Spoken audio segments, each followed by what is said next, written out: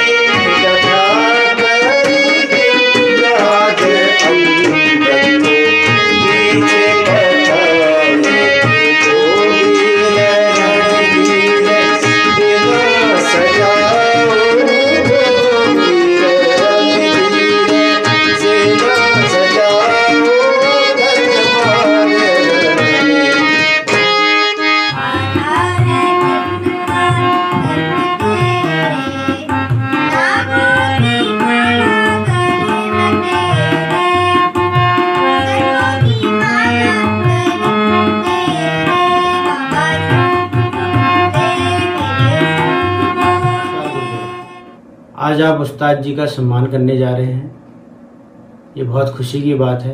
अगर मैं गांव में होता तो मैं भी उनसे मिलने जरूर आता। मेरी भी दिली इच्छा थी उनसे मिलने की, क्योंकि हमने उनको बचपन में देखा है रामलीला में, दो दड़मिया की रामलीला में।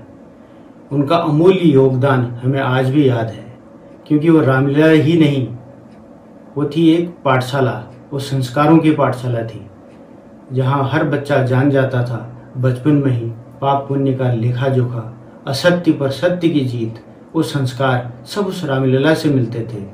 इसलिए मैं उनको बार बार प्रणाम करता हूँ। और आपके द्वारा बनाए गए वीडियो भी मैंने कई बार देखे, उनका वीडियो भी देखा था, और आपका भी अमूल्य योगदान है क्षेत्र में। इसके लिए आपको भी बारंबार नमस्कार। उस्ताद जी, ये हमारे चांद सिंह भाई, ये सनवाल जी आए हैं सोमेश्वर घाटी पेज एडमिन पैनल से, और ये अनिल भाई नमन इलेक्ट्रॉनिक वाले, और ये मोहित भाई आए हैं, मोहित जोशी जी मनान से, और एक छोटा सा और आया है हमारा ये दोस्त, ये दीपक पांडे जी का बेटा आया हुआ है अपने गुरु जी को याद करने के लिए। हाँ, ये बहुत बहुत आपको हमारी दुआएं, और ये छोटी सी भेंट ये सोमेश्वर घाटी पेज की ओर से और हमारे अनिल भाई की ओर से सब लोग जो रखो हयात सिंह बजेला, जो हयात सिंह नयाल जी सिंह उन्हें चरण दिया खोयो। हाँ हाँ,